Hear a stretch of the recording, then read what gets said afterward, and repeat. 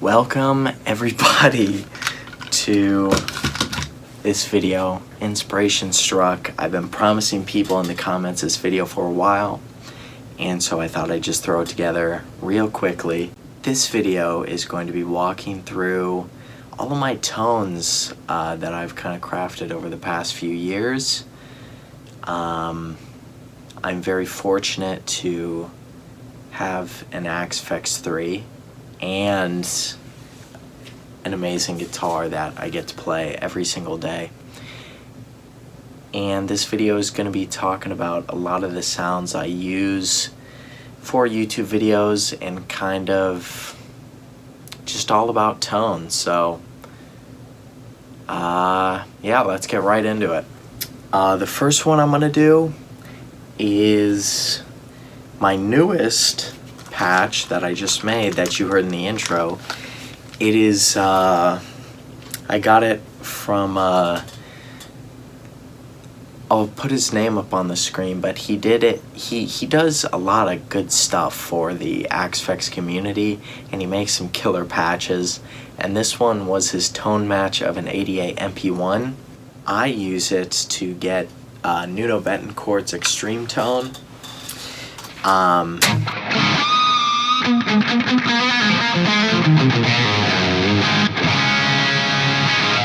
Just a very good 80s rock sort of tone.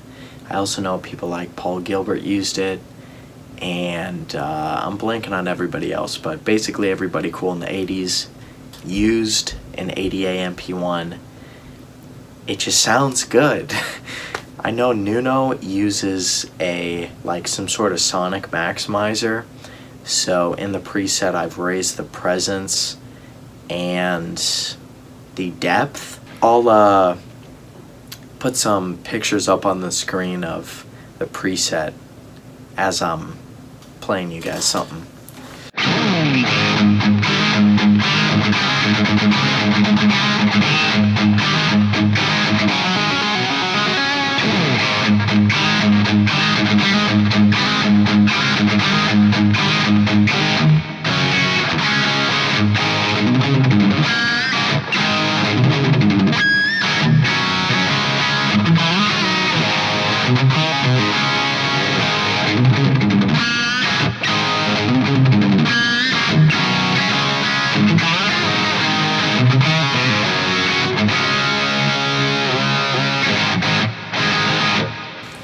I also don't know if this is the case, but I also use this for all of my Jason Becker shenanigans that I'm too scared to post to YouTube. It's just, once you add the depth and presence, it sounds a lot like Jason Becker. I have new strings, so if you don't sound exactly like me, I have new strings, and I'm playing a Seymour Duncan set. I'll leave it at that. You guys can probably figure it out. I gotta keep some secrets to myself. Our next one, this is one that I use a lot. It's a little boxy, and I kind of mess around with it a lot with the output EQ. I use a lot of cabinets to kind of fill in sonic voids and just make it sound huge.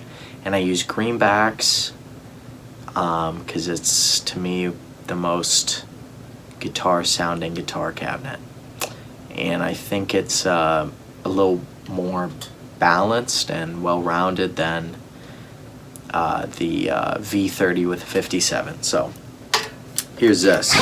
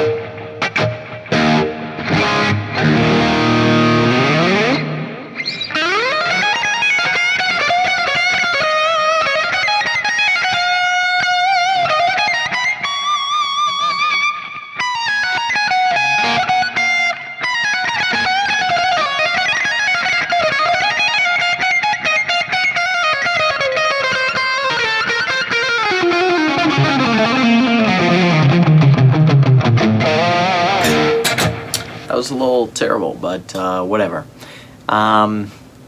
Nowadays I'm actually coming back less and less to this because I just like the way that the ADA sounds more. It's new, it's fresh to my ears, so yeah, but that's just like a cranked Marshall.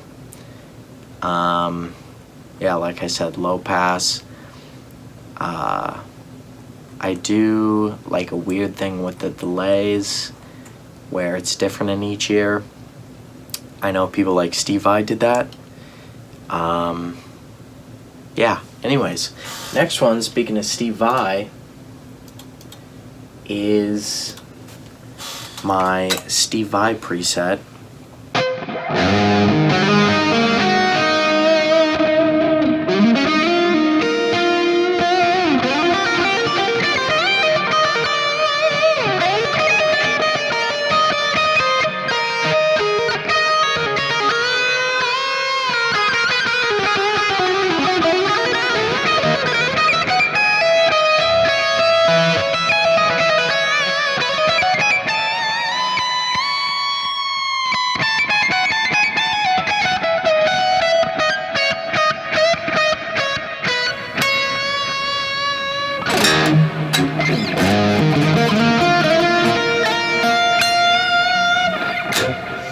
Yeah, I use this in the Steve Vai licks lesson. I don't know what to say much about it. It's a legacy profile, and I grabbed his settings off of an interview he did. And lots of delay, lots of reverb, and whenever he's using a special effect, I just kind of add that in. But most of the times, it's just the delay and the reverb. I should also say, for all these, I don't get crazy with the presets. If I want a clean tone, I'll just switch to the neck, or sometimes I won't even switch the neck. I'll just turn the volume down.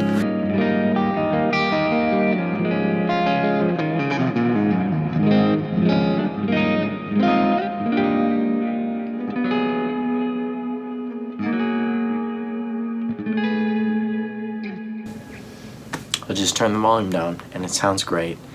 And yeah, legacy, copied his settings, plenty of delay, soaked in reverb. It's a good lead tone. I'm gonna quickly talk about my Jordan Rudess lead tone that I used for that video.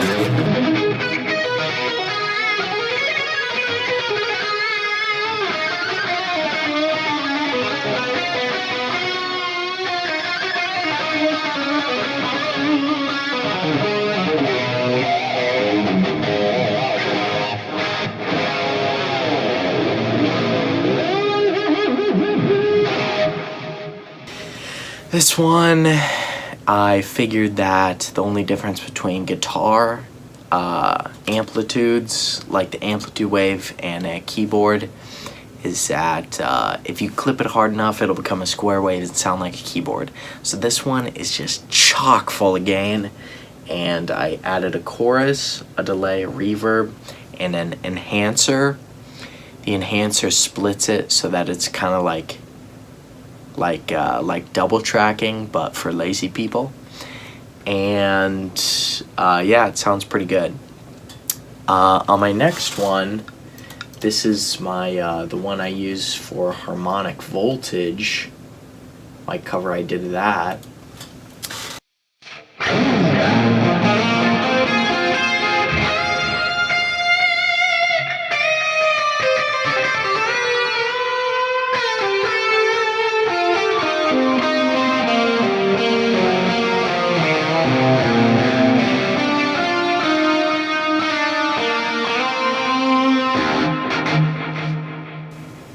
This one is kind of the same idea, plenty of gain. I'm using, I think, yeah, I'm using a plexi, cranked, some greenbacks, but instead of the enhancer, I'm using the dual detune. I also use this before I had the ADA for that kind of 80s fix, think like Steve Vai Crossroads tone, where it's just detune it a little bit on each side, just give it a little bit, and it gives it this kind of still chorus. as we call it in the biz, the still chorus effect. Very nice. The last kind of synthy tone I have is the one I did for Rome.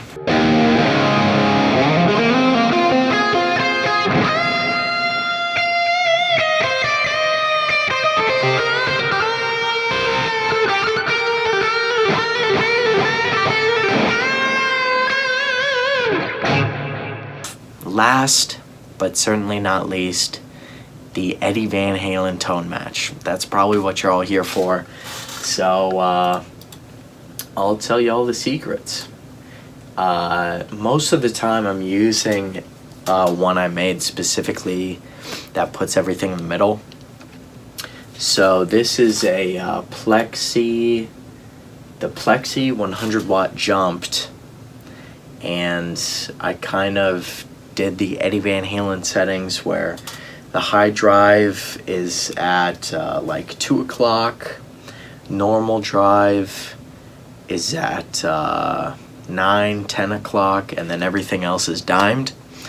And then after you have that, I used a tone match block in the AXE-FXIII and tone matched to the intro of I'm the One. Then after I did that, I added some delay and reverb.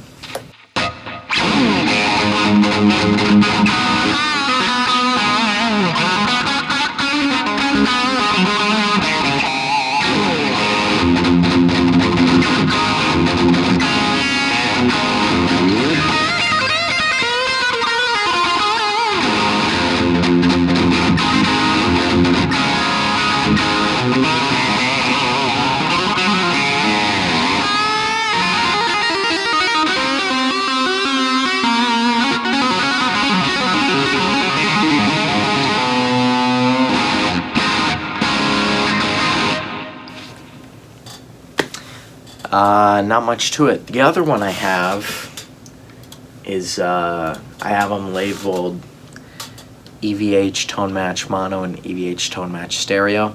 This one is more true to the album.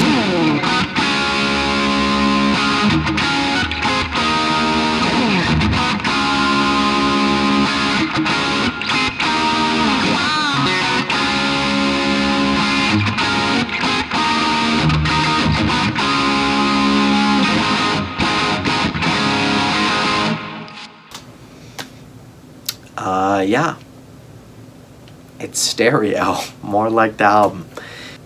Yeah, I think that's about it. If you enjoyed this video, share it, leave a comment. If you want to see more like it, subscribe. And other than that, I will see you guys in the next video.